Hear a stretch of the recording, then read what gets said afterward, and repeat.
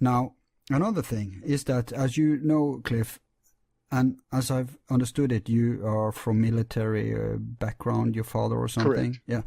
Yeah. Born into it, yes. Yeah. So you know that that world is always decades ahead of the white world. Now, Reagan, I think, was the first started to agitate for a Star Wars program. And that was when in the early 80s? Yeah. So you should assume that he wouldn't have clearing to do that if they weren't ready to launch some. Yeah. So that means that they've had about 30 years to tweak this stuff wherever. And I know that this stuff exists because my father's role in the military brought him very close to it many times. So my father did 3 tours in the Vietnam War. And in his second tour, he was advanced enough in rank, and he was there, I think, 11 or 12 months. And when he was in country at that point, he's always been a field officer and came up in the military through the Korean War in a battlefield commission. And so, the military likes guys like him, and they let him be in charge of a couple of different projects. One of the projects that he was in charge of at the time was this technology that they introduced into Vietnam that almost brought the war to a standstill. Wow. And this technology was a night vision goggle. But it's not night vision as we have it now, okay? Because the night vision goggle was done in the red spectrum.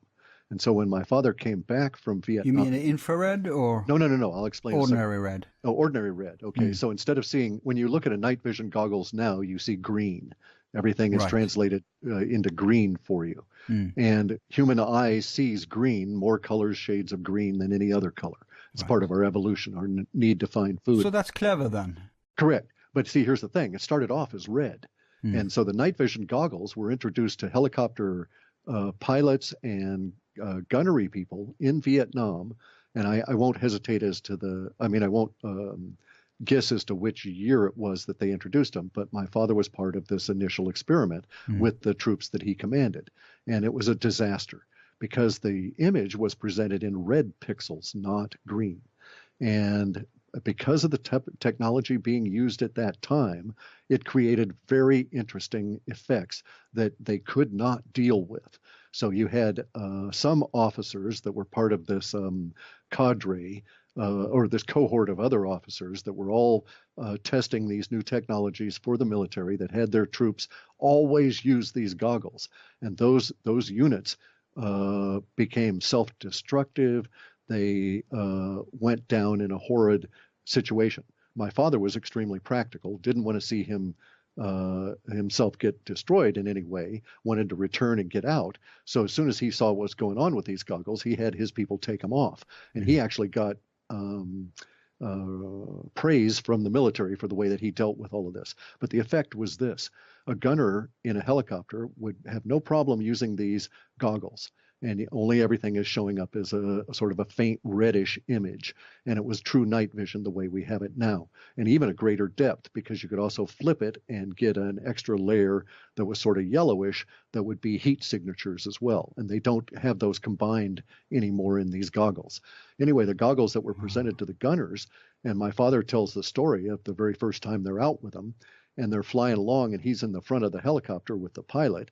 And all of a sudden, in a very peaceful area, not anything going on at all, the gunner in his on the starboard side of his helicopter starts firing wildly at their height, not at anything on the ground, but at an area that he was shooting at, and basically causing other helicopters in their little flotilla to have to react. And my father goes on back to the gunner, basically demanding, "What the hell, dude? What are you shooting at?"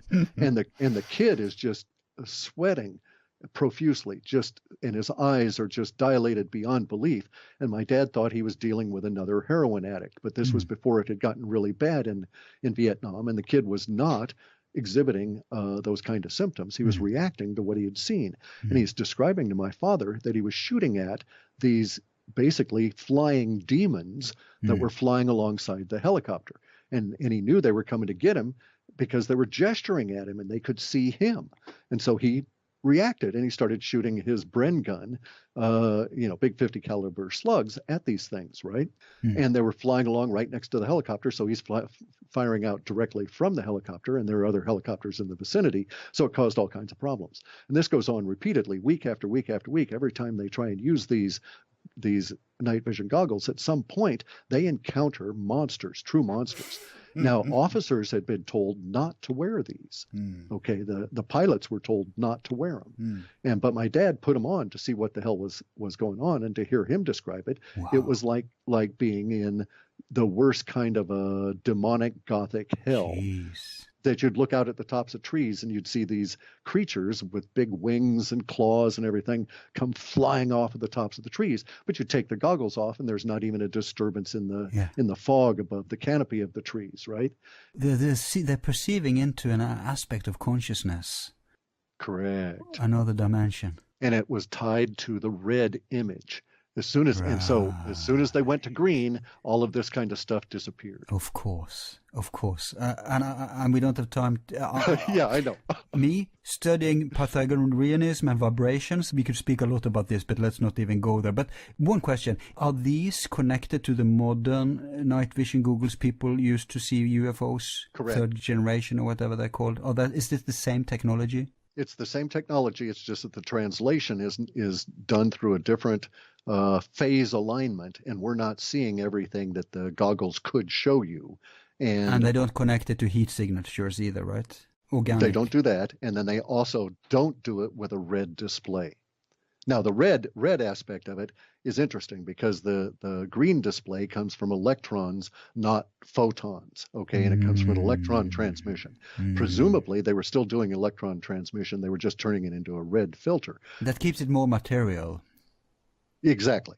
And at this stage, though, in Vietnam, when they introduced them, it was brief. The whole project lasted about 60 days, and then it was all canceled. And the people of course, it was so impractical. Correct. I mean, your flotilla is shooting at each other, right? Suddenly they had a new enemy.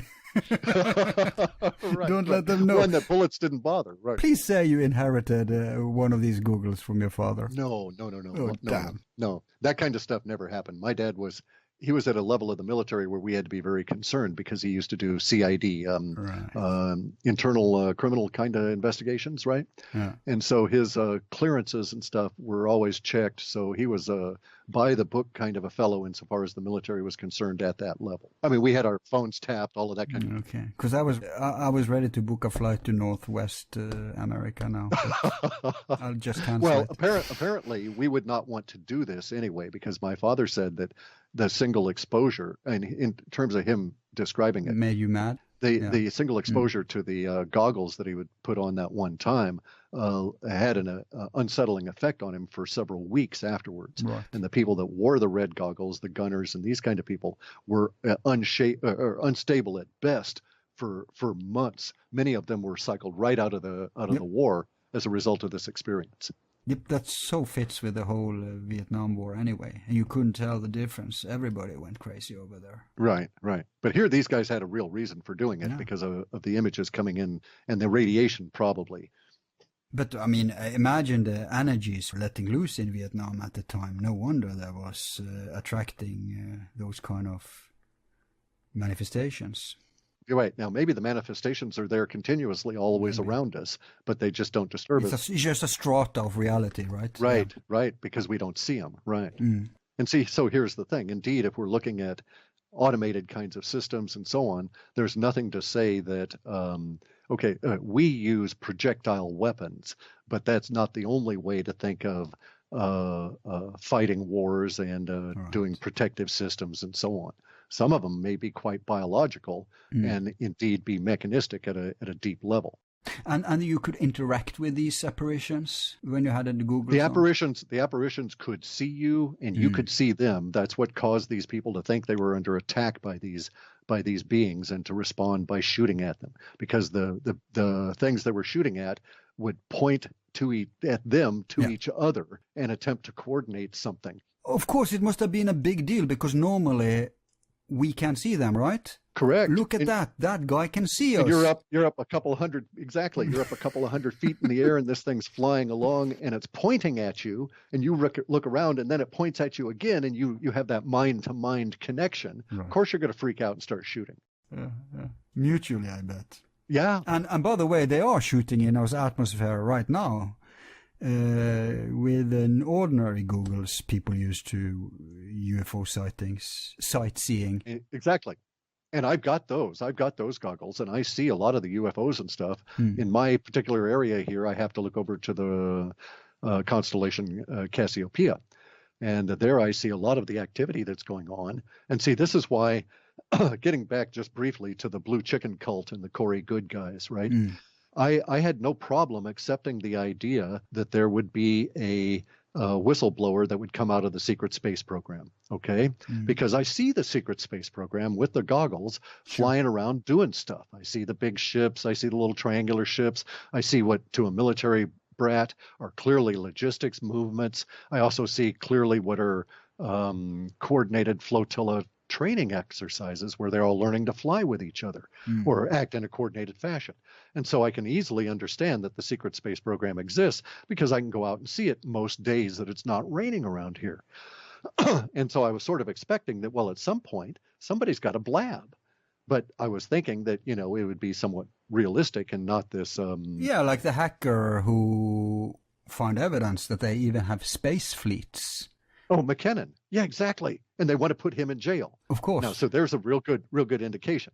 This guy comes on out. Just like the Antarctica missions, you have to go by the reactions. That's the telling part. Correct.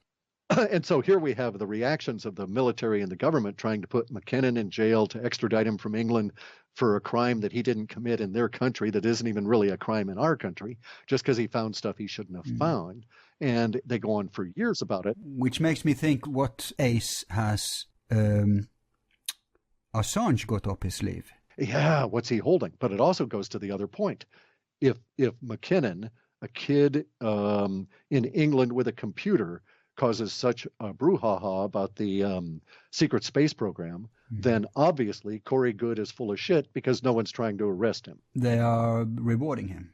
Correct. And in fact, the military and everybody, they're not even looking at him. It's like, oh, yeah, a crazy fellow. We don't care about him. He's good for that agenda. He makes a mockery out of this thing. But then he may even be designed. We don't know.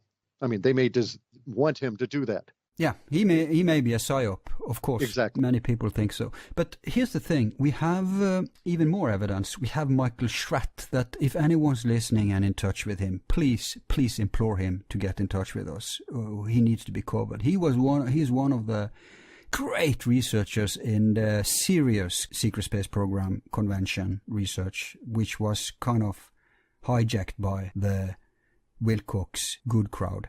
Right. And Michael Schratt, his evidence is so tight that you can't discuss. It's not a discussion anymore when you go through his material that we are experimenting with that. But we have so pressed for time, and this isn't a UFO program. Sure. So I want to move on to scenario 2, and unfortunately we don't have to spend too much time on scenario 2. There's one third scenario at the end I want to spend more time on.